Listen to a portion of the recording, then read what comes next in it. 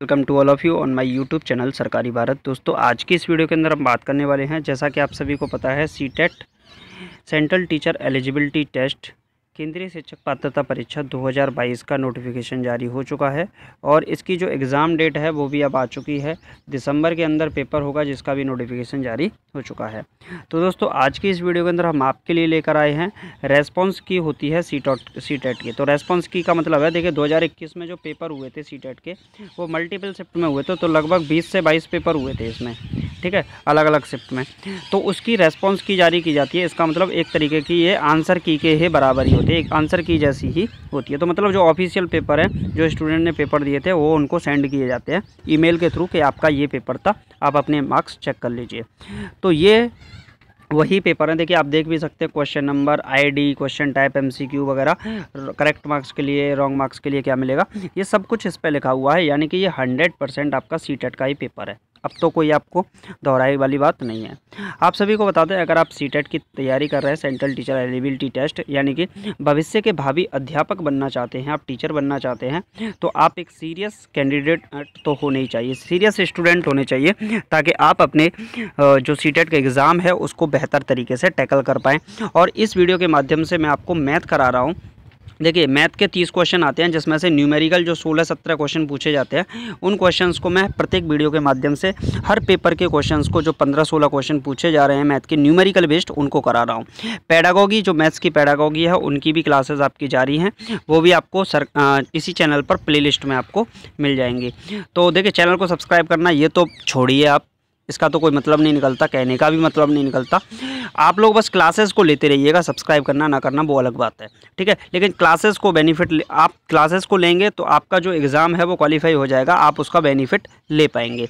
तो ये authentic questions हैं, इनको करेंगे तो 100% सीटेट 90% क्वेश्चंस को रिपीट करता है, सिर्फ डिजिट चेंज कर सकता है, इसके अलावा और सीटेट कुछ नहीं करता। क्लियर है? तो चलिए स्टार्ट करते हैं, समय नहीं गवाएंगे, स्टार्ट करते हैं आज की इस वीडियो को। आपका समय बहुत ही ज़्यादा महत्वपूर्ण है।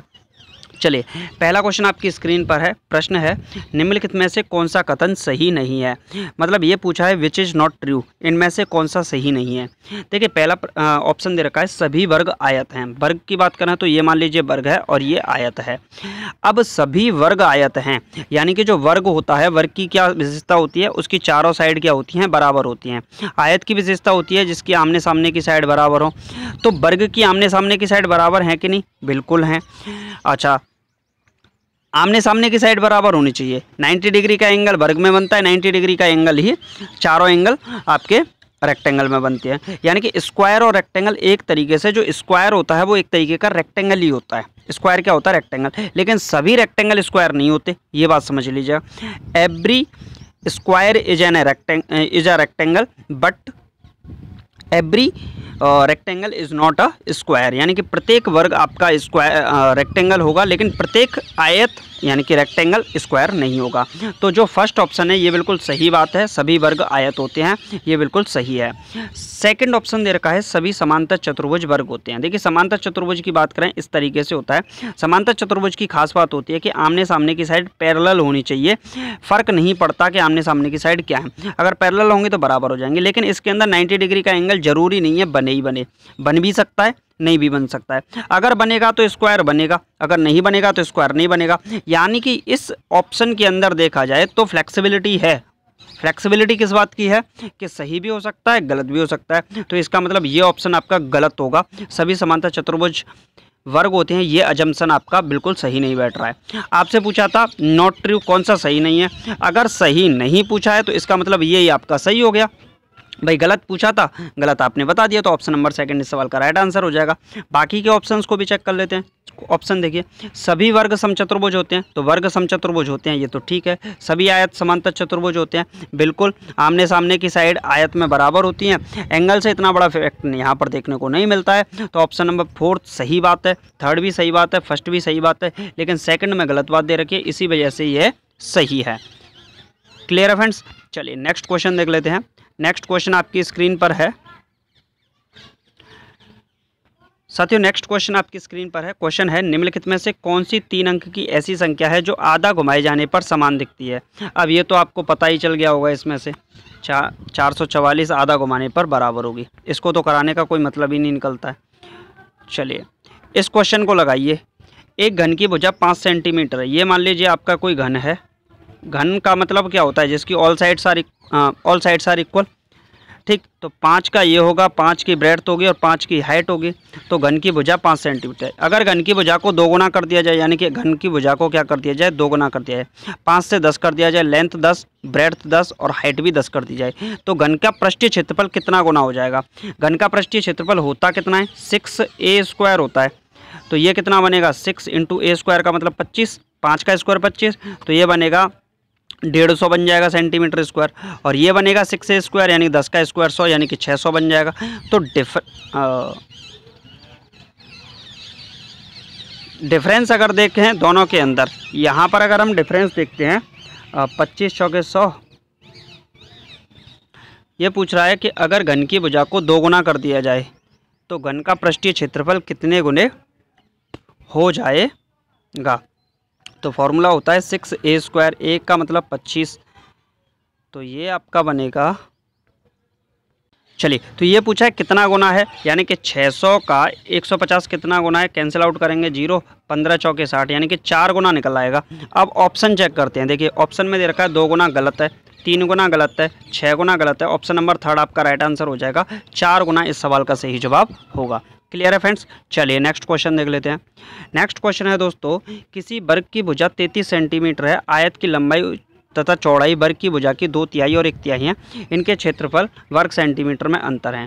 देखिए ये वर्ग है, वर्ग की भुजा कितनी है 33, तो ये 33, तो ये भी कितनी होगी 33, क्योंकि वर्ग की सभी भुजाएं बराबर होती हैं। ये आयत बन गया। आयत की भुजा क्या बोल रहा है, एक आयत की लंबाई तथा चौड़ाई वर्ग की भुजा की 2/3 और 1/3 है। तो 2/3 का मतलब क्या हो जाएगा, 2/3, तो 3 से गया 11 बार, 11 दूनी 22 आ जाएगा, तो ये बन गई 22। 33 का 1/3 कितना होगा, तो ये बन जाएगा 11, तो ये कितना आ जाएगा 11। अब आपसे पूछा है इनके क्षेत्रफलों में अंतर कितना होगा, तो ये होगा 22 × 11 और ये होगा 33 का स्क्वायर, तो इसको बस निकाल देंगे। 33 का स्क्वायर माइनस 22 × 11, तो 33 का स्क्वायर कितना निकलेगा भाई, गुणा कर लेते हैं, 3 3 3 3, स्क्वायर तो हमें इतना याद नहीं, 9 9 × 9 9 9 18 और 1 10, 1089 हो जाएगा भाई, 1089 माइनस 11 दूनी 22, 11 दूनी 22 और 2 24, 242, ये बन जाएगा आपका। तो इसको माइनस करेंगे तो 7 आएगा पीछे, 8 में से 4 गया तो 4 आएगा, 47 बनेगा। तो लास्ट में 47 किस में बन रहा है, देखिए ये तो गलत है, ये भी गलत है, ये भी गलत है, 57 बन रहा है, 47 847 आपका वर्ग सेंटीमीटर स्क्वायर इस सवाल का राइट आंसर हो जाएगा। क्लियर है फ्रेंड्स, तो ये इसका सही जवाब हो जाएगा। चलिए फ्रेंड्स नेक्स्ट क्वेश्चन देख लेते हैं। नेक्स्ट क्वेश्चन है, यदि n एक प्राकृतिक संख्या है, n कैसी संख्या है, प्राकृत संख्या है, तो इनमें से सबसे छोटी संख्या कौन सी होगी। देखिए n अगर नेचुरल नंबर है तो नेचुरल नंबर का मतलब क्या होता है, 1 2 3 इस तरीके से dot dot dot dot date, ये सारी की सारी क्या होती है, नेचुरल नंबर होती हैं। तो n एक प्राकृतिक संख्या, इनमें से सबसे छोटी संख्या कौन सी होगी। तो n को जब 2 से डिवाइड लगाओगे तो एक संख्या n बराबर मान ही लेते हैं भाई, ऐसी मान लेते हैं जो डिविजिबल भी हो जाए, ऐसा कर लेते हैं, n की एक वैल्यू मान लेते हैं जो कि डिविजिबल भी हो जाए। तो n की वैल्यू अगर हम यहाँ पर मानने का प्रयास करें, डिविजिबल हो जाए 14, तो वैसे अगर देखोगे तो n की वैल्यू सबसे ज़्यादा छोटी कौन सी होगी, ये आपसे पूछा है। तो n की वैल्यू अगर यहाँ पर आप 12 7 84 मान लेते हैं, n की वैल्यू मान लीजिए 84, ठीक है सरकार, कितनी मान लीजिए 84 मान लेते हैं, तो 8.4 मानते हैं, ठीक है। तो 8.4 को फर्स्ट वाले को देखिए, 8.4 को 2 से डिवाइड किया जाता है तो ये आएगा आपका 4.1 आएगा। इसको 8.2 को जब डिवाइड किया जाता है 0.7 से तो ये आ जाएगा 12, ये तो बड़ा बन रहा है। इसको 8.4 को जब डिवाइड किया जाता है 0.7 से 0.12 से 12 से, तो पॉइंट से पॉइंट गया, 12 7 84, तो ये 7 बनेगा। और इस वाले को यहाँ चेक कर लेते हैं, 8.4 को जब डिवाइड किया जाता है, मल्टीप्लाई किया जाता है 1.2 से, तो ये कितना बनेगा, ये थोड़ा सा ज़्यादा बन सकता है। तो अभी सबसे छोटा कौन सा है इसको समझ लीजिए। अभी यहाँ पर 4.1 छोटा है, उसके बाद 12 डिजिट आई, उसके बाद यहाँ पर आपका 7 आया, तो इन सभी में अभी तो 4.1 ही छोटा है, तो 4.1 से अगर छोटा आता है तो देखा जाएगा। तो 4.1 से छोटा तो आने से रहा, तो फर्स्ट ऑप्शन ही आपका राइट आंसर हो जाएगा। फर्स्ट ऑप्शन सही जवाब होगा। चलिए फ्रेंड्स नेक्स्ट क्वेश्चन देख लेते हैं। नेक्स्ट क्वेश्चन है, अच्छा वही नहीं हुआ, नहीं है, दूसरा क्वेश्चन है। यदि n एक प्राकृतिक संख्या है, n कैसी है, एक प्राकृतिक संख्या है, तो इनमें से सबसे अधिक मान किसका होगा। तो n की कोई वैल्यू लेट कर लेते हैं। मान लीजिए 5 ही मान लिया आपने, तो यहाँ 5 + 5 कितना हो जाएगा, 10 हो जाएगा, और 5 × 5 कितना हो जाएगा, 25, और यहाँ होगा 5 + 5/5, तो ये हो जाएगा 5 दूनी 10, और ये हो जाएगा 5 × 5 - 5, तो 5 × 5 = 25, में से 5 गया तो 20। अब आपसे पूछा गया था इनमें से सबसे अधिक मान किसका होगा। तो देखिए सबसे अधिक मान यहाँ पर सिर्फ 25 है, तो कौन सा हो जाएगा, मल्टीपल में ही जाएगा, 5n इस सबसे अधिक वैल्यू होगी। चलिए फ्रेंड्स नेक्स्ट क्वेश्चन देख लेते हैं। काफ़ी ज़्यादा अच्छा सवाल आ चुका है। अब आप लोगों को देखने में ऐसा लगेगा कि ये क्वेश्चन क्या है, लेकिन अगर आप इसको ढंग से देखेंगे, 3-4 बार पढ़ के करेंगे, तो 100% आप इसका आंसर दे पाएंगे। क्वेश्चन है, एक कागज़ पर कुछ लाल और काले बिंदु बनाए गए हैं। लाल बिंदु काले बिंदु से बड़े हैं। जया और रानी उस कागज़ पर चूड़ियाँ फेंक रहे हैं। चूड़ी के अंदर एक लाल बिंदु आने पर 10 अंक और काले बिंदु आने पर 1 अंक मिलता है। जिसके पास ज़्यादा अंक आएंगे वह विजेता होगा। 3 लाल, जया चूड़ी में 3 लाल, तो 3 लाल, ये जया के लिए बात कर रहे हैं हम, जया 3 लाल, तो 3 लाल में कितने, लाल पे 10 अंक मिलते हैं, प्लस 4 काले, तो 1 अंक मिलता है काले पर, तो कुल मिलाकर कितना हो जाएगा, 34 हो जाएगा, 34। जिसके पास ज़्यादा अंक आएंगे वह विजेता होगा। जया के पास 3 लाल 4 काले बिंदु, रानी के पास, ये रानी है आपकी, रानी के पास कितने हैं, 2 लाल हैं, 1 लाल पे 10 बिंदु 10 पॉइंट मिलते हैं, और 12 काले, तो 12 × 1 नंबर काले पे मिलता है, तो 10 दूनी 20, और ये हो जाएगा 32। अब पूछा है विजेता को पहचानिए और कारण बताइए। तो देखिए विजेता तो इसमें जया को 34 अंक मिलते हैं, रानी को 32 अंक मिलते हैं, तो विजेता कौन हुआ, जया हुई। कितने मार्क्स से, 2 अंक से ज़्यादा विजय हुई। तो बस ये पूछा है आपसे। जया क्योंकि उसे रानी से ज़्यादा अंक मिले, बात तो सही है। रानी क्योंकि उसे जया से ज़्यादा अंक मिले, बात गलत है। खेल ड्रॉ हो गया, ड्रॉ कहाँ हुआ, इसमें तो जया जीत गई। विजेता घोषित करने के लिए पर्याप्त जानकारी उपलब्ध नहीं है। जानकारी तो उपलब्ध है क्योंकि हम कंपैरिजन कर पा रहे हैं। रानी को 32 अंक मिले और जया को 34 अंक मिले, तो हम कंपैरिजन कर पा रहे हैं, तो हम ये भी नहीं बोल सकते इनसफिशिएंट डेटा है, पर्याप्त जानकारी उपलब्ध नहीं है। जानकारी तो पर्याप्त उपलब्ध है। तो इसका मतलब आपसे पूछा था कौन सा सही है, कारण बताइए। तो जया क्योंकि उसे रानी से ज़्यादा अंक मिलते हैं, और कितने अंक ज़्यादा मिलते हैं, 2 अंक ज़्यादा मिलते हैं, और यही इस सवाल का राइट आंसर हो जाएगा। क्लियर है फ्रेंड्स। चलिए नेक्स्ट क्वेश्चन देख लेते हैं। नेक्स्ट क्वेश्चन आपकी स्क्रीन पर है, लगाइए इसका राइट आंसर क्या होगा। क्वेश्चन है 36, 54 और 60 के लघुत्तम समापवर्तक और उच्चतम उभयनिष्ठ गुणनखंड के बीच अंतर। ये वाला जो क्वेश्चन था ये एक पेपर में और पूछा गया था। ये क्वेश्चन बिल्कुल रिपीटेड क्वेश्चन है, वही क्वेश्चन फिर से वापस डाल दिया गया है। तो सीटेट का रिपीटेशन आपने देख लिया होगा। 36, 54 और 60 के लघुत्तम समापवर्तक, 36, 54 और 60, इसका लघुत्तम समापवर्तक लेंगे तो यहाँ से आप 6 कॉमन ले लीजिए। अब वैसे 6 कॉमन आ जाएगा, तो ये बचेगा 6, 6 9 में 54, और ये बचेगा 6 दाड़े 60। तो 6 यहाँ से आएगा, 2 यहाँ से आएगा, 5 यहाँ से आएगा, 9 यहाँ से आएगा, एलसीएम निकल आएगा।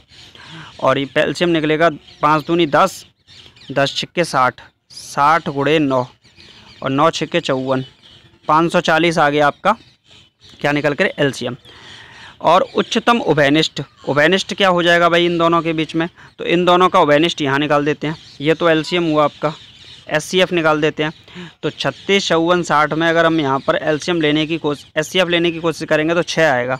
और आपसे पूछा है कि अंतर कितना होगा, तो 540 में से 6 घटाएंगे तो कितने बचेंगे, 534 बचेंगे। तो कौन सा ऑप्शन 534 का दे रखा है ये आपको चेक करना है। तो सेकंड ऑप्शन गलत है, थर्ड ऑप्शन गलत है, फोर्थ ऑप्शन गलत है, फर्स्ट ऑप्शन राइट आंसर हो जाएगा। 534 इस सवाल का सही जवाब हो जाएगा। क्लियर है फ्रेंड्स। चलिए नेक्स्ट क्वेश्चन देख लेते हैं। नेक्स्ट क्वेश्चन आपकी स्क्रीन पर आ चुका है, लगाइए राइट आंसर क्या होगा।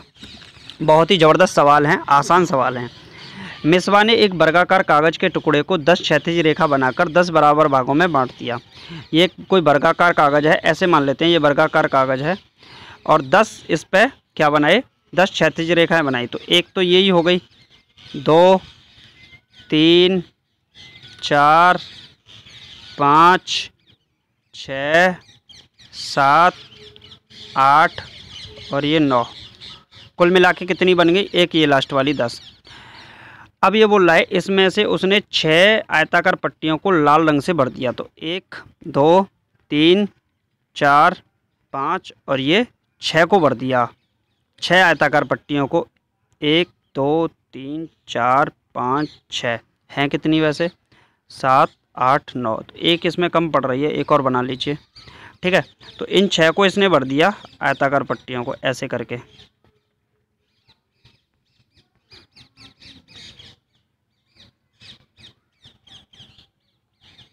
ठीक है सरकार, ऐसे करके इसको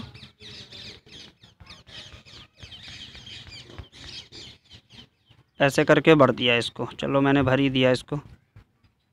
ठीक है, ये भर दिया। अब ये बोल रहा है उसके बाद कागज़ को खड़ी रेखाएं 10 बनाकर बराबर भागों में बांट दिया। तो एक तो यही हो गई, ये वाली 2 3 4 5 6 7 8 9 और ये एक हो गई 10। इनमें से कौन सी भिन्न रंगे हुए भाग नहीं है? तो रंगे हुए भाग ये वाले तो हैं नीचे वाले, लेकिन ऊपर वाले भाग रंगे हुए नहीं हैं, यानी कि ये वाले भाग रंगे हुए नहीं हैं। ठीक, तो 6 का मतलब ये कि 10 इधर थी और 10 इस साइड में है, तो टोटल मिला के कितनी हो जाएंगी? 100 इसमें खाने हो जाएंगे, 100 खाने हो जाएंगे, जिसमें से 6 भरे हुए हैं। तो 6 का मतलब 60 भरे हुए हैं, तो कितने बचे? 40 बचे हुए हैं। तो 40 खाने बचे हैं, यानी कि जो रंगे हुए नहीं हैं। कितने में से? 100 में से। कैंसिल आउट करेंगे, 4/10 कैंसिल आउट करेंगे 2 और ये जाएगा 5 बार। तो 2/5 इस सवाल का राइट आंसर हो जाएगा। 3/5 गलत है, 6/10 गलत है, 6/10 100 गलत है, 2/5 इस सवाल का राइट आंसर हो जाएगा। Option number 4। क्लियर है फ्रेंड्स? चलिए नेक्स्ट क्वेश्चन देख लेते हैं। नेक्स्ट क्वेश्चन आपकी स्क्रीन पर आ चुका है, लगाइए इसका राइट आंसर क्या होगा। ये क्वेश्चन मैं आपके लिए छोड़ता हूँ, कमेंट बॉक्स में आंसर लगाइएगा, क्योंकि मैं हर एक वीडियो में आपके लिए एक सवाल छोड़ता हूँ। ये सवाल मैंने आपके लिए छोड़ दिया, लगाइएगा इसका सही जवाब। चलिए नेक्स्ट क्वेश्चन देखते हैं। नेक्स्ट क्वेश्चन आपकी स्क्रीन पर है। अरीवा और अयान ज़मीन पर एक व्रत बनाने के लिए कीलों और धागों का इस्तेमाल करने का फैसला किया। अरीवा ने 5 मीटर लंबी पतली रस्सी ली, 5 मीटर, अरीवा और इसने ली 5 मीटर लंबी रस्सी। ठीक है सरकार, रस्सी ली और रस्सी के दोनों सिरों पर कीलों को बांध दिया। यहाँ से कील, यहाँ से, तो इसको कील से बांध दिया और एक बना दिया व्रत। अरीवा ने एक व्रत का छोर जमीन में गाड़ा और उसे पकड़े रही। दूसरा छोर अयान को व्रत बनाने के लिए दे दिया। अयान ने भी 3 मीटर लंबा एक पतली रस्सी ली। ये अयान है सरकार, अयान। इसने 3 मीटर रस्सी ली और एक व्रत बना दिया। इसने भी एक व्रत बना दिया। दोनों व्रतों के क्षेत्रफल का अनुपात, तो देखिए इसकी जो व्रत बना है ये 5 मीटर से बना है, इसका जो व्रत बना है ये 3 मीटर से बना है। इसका मतलब इसकी पेरीमीटर 5 मीटर हो गई और इसकी पेरीमीटर कितनी हो गई? 3 मीटर हो गई। क्लियर है?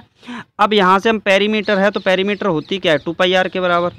तो ये 5 के बराबर होगी और ये 2πr किसके बराबर होगी? ये 3 के बराबर होगी। तो हम यहाँ से निकाल सकते हैं। इसमें पूछा था आपसे क्षेत्रफलों का अनुपात कितना होगा, तो इसको समझिए। देखिए 2πr बराबर कितना है यहाँ? 2πr बराबर 5 और ये 2πr बराबर, इसको कैपिटल R मान लेते हैं, वैसे इसको स्मॉल r मानना चाहिए था, चलो कोई बात नहीं। तो यहाँ r बराबर कितना आएगा? 5/2π और यहाँ r बराबर क्या आएगा? 3/2π। अब एरिया का ही तो निकालना है, तो एरिया का स्क्वायर फार्मूला क्या होता है? πr²। तो πr², r का मतलब 5/2π का होल स्क्वायर, तो 25/4πr² हो जाएगा। ये बिल्कुल हो जाएगा। रेशियो निकाल देते हैं जिससे पता चल जाएगा अनुपात क्या है। ये कितना होगा? पाई गुणे, अनुपात निकालना है तो 3 का स्क्वायर 9 और ये हो जाएगा 4π², यहाँ भी स्क्वायर, तो 4π² से 4π² कैंसिल आउट हुआ पहली बात, तो पाई से पाई कैंसिल आउट हुआ, तो 25/9 आ जाएगा। कौन सा आ जाएगा? 25/9। तो यहाँ पर देखेंगे 5/3 गलत है, 10/19 गलत है और ये तो वैसे ही गलत हो गया। 25/9 सेकंड ऑप्शन इस सवाल का राइट आंसर हो जाएगा। क्वेश्चन हो सकता है बड़ा लगे देखने में, क्वेश्चन क्यों? क्योंकि उसका जो पैटर्न दे रखा है वो थोड़ा सा बड़ा आपको देखने में लग सकता है, लेकिन क्वेश्चन को अगर आप सॉल्व करेंगे तो वो उतना ही बड़ा है, उतना ही छोटा है जितना बड़ा वो लिखा हुआ है। बात समझ में आ गई होगी। क्लियर? चलिए नेक्स्ट देख लेते हैं। अब ये वाला क्वेश्चन जब पूछा गया है तो आप थोड़ा सा लॉजिक लगाएंगे। रीजनिंग का क्वेश्चन यहाँ पर मैथमेटिक्स के अंदर डाल दिया गया, क्योंकि अगर आप जूनियर लेवल का पेपर देंगे तो वहाँ पर ये वाले क्वेश्चंस देखने को मिल सकते हैं, और एक शिफ्ट के अंदर ये पेपर देखने को मिला है, बाकी शिफ्टों के अंदर भी देखने को इस प्रकार के 1-2 क्वेश्चन देखने को और भी मिले हैं।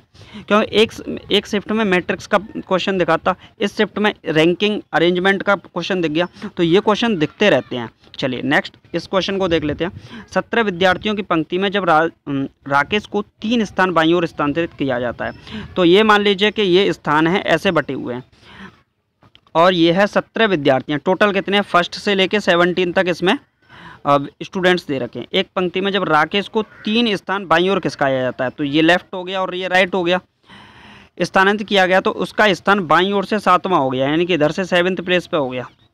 लेफ्ट साइड से वो कहाँ हो गया, 7th प्लेस पे। इसका मतलब उसे कहाँ से खिसकाया हो गया, 10th प्लेस से ही तो खिसकाया गया होगा। पंक्ति के दाएं छोर से उसकी पहले की स्थिति क्या थी, पहले वो 10th प्लेस पे था, 3 स्थान हमने लेफ्ट में घुमाया तो 7th प्लेस पे आ गया। अब उसकी स्थिति क्या है, तो ये पूछिए। तो 10th प्लेस की स्थिति निकाल दीजिए राइट से, तो राइट से क्या होगी, इसका फॉर्मूला होता है n-r+1, ऐसे बोल सकते हो। तो 17 - 10+1 हो जाएगा, तो ये कितना हो जाएगा, 8th प्लेस हो जाएगा। यानी कि राइट से अगर आप इसको गिनना स्टार्ट करेंगे तो 8वें स्थान पर आ जाएगा। ऑप्शन पर चलते हैं। 7th प्लेस गलत है, 9th प्लेस गलत है, 10th प्लेस गलत है, ऑप्शन नंबर 2 आपका राइट आंसर हो जाएगा। 8वें प्लेस पर ये यहाँ पर स्थित है। क्लियर है फ्रेंड्स। चलिए नेक्स्ट क्वेश्चन देख लेते हैं।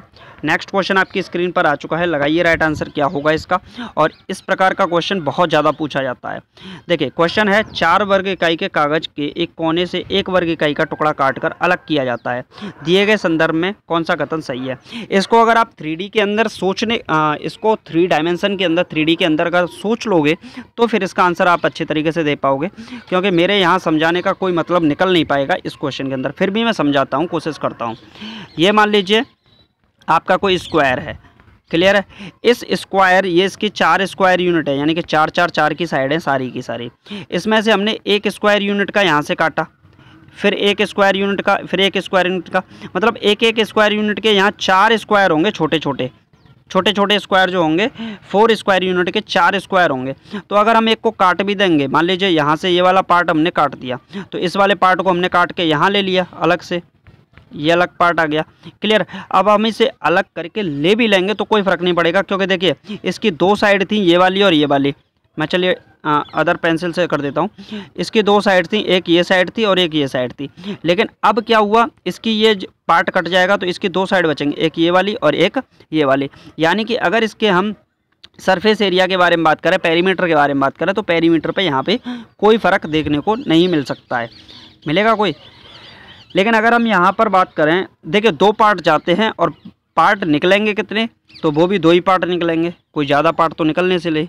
एक सरफेस यहाँ से निकलेगा, एक सरफेस यहाँ से निकलेगा, तो एक सरफेस यहाँ बचा, एक सरफेस यहाँ बचा, कोई फ़र्क नहीं पड़ेगा। तो क्षेत्रफल में कोई बदलाव नहीं होगा, बात तो ठीक है। परिमाप पे कोई बदलाव नहीं होगा, ये भी बात ठीक सी ही है।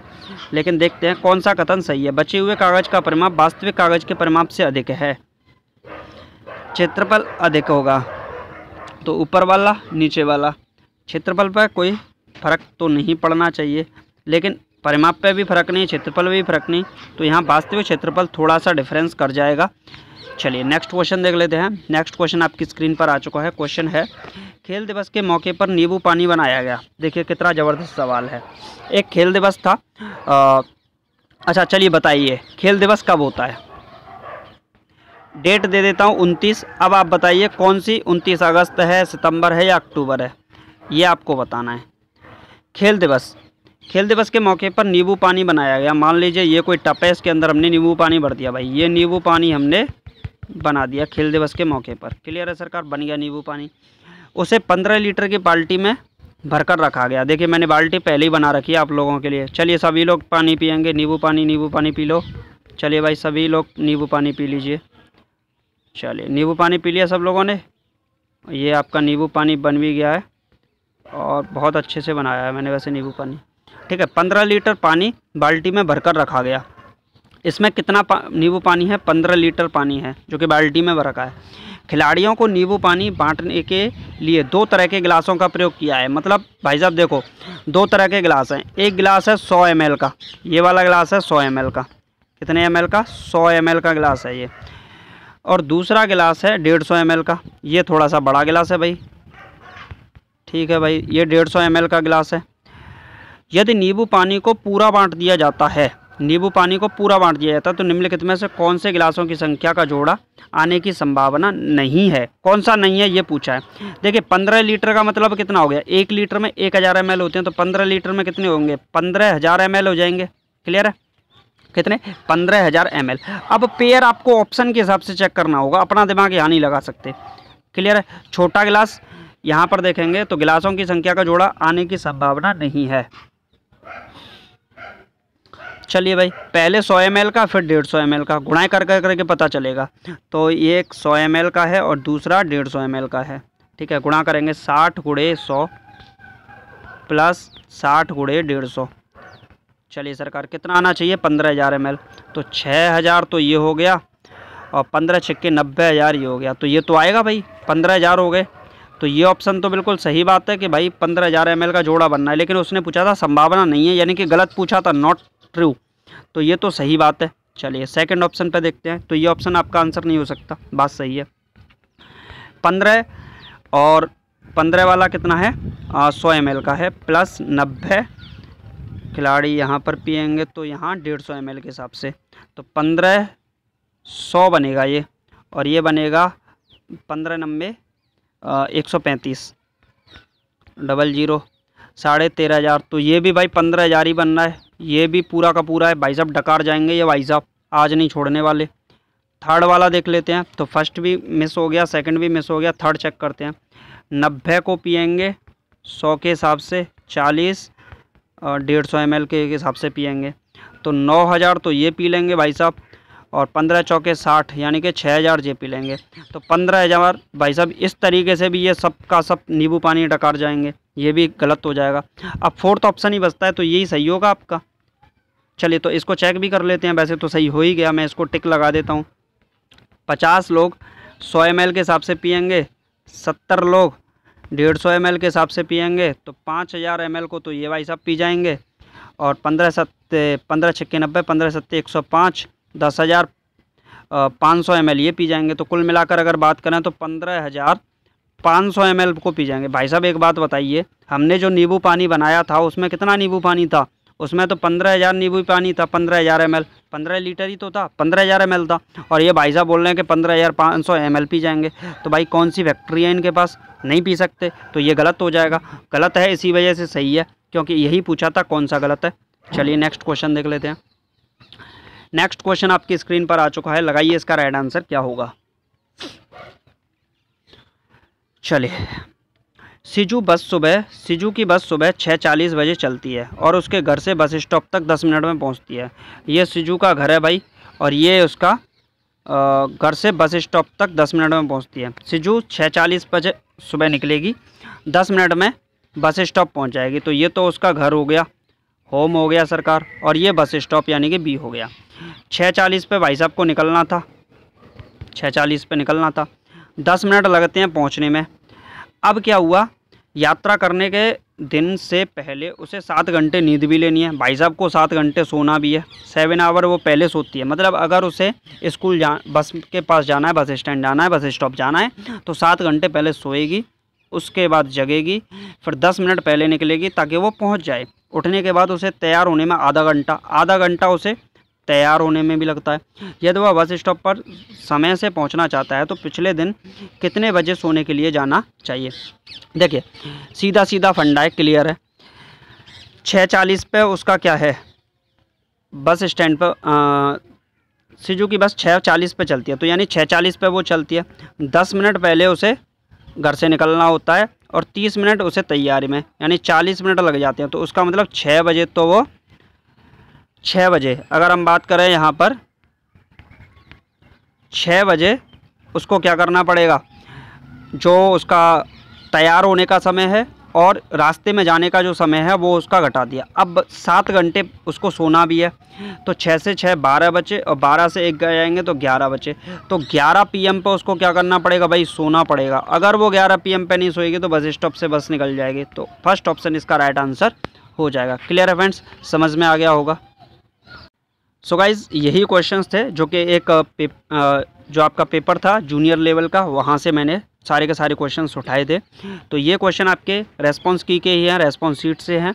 तो सीटेट ने ये क्वेश्चन सारे के सारे पूछे थे सेंट्रल टीचर एलिजिबिलिटी टेस्ट केंद्रीय शिक्षक पात्रता परीक्षा में 2022 के लिए। ये आपके लिए काफ़ी ज़्यादा महत्वपूर्ण साबित होगा। दिसंबर के अंदर पेपर है, तो अभी से लग जाइए।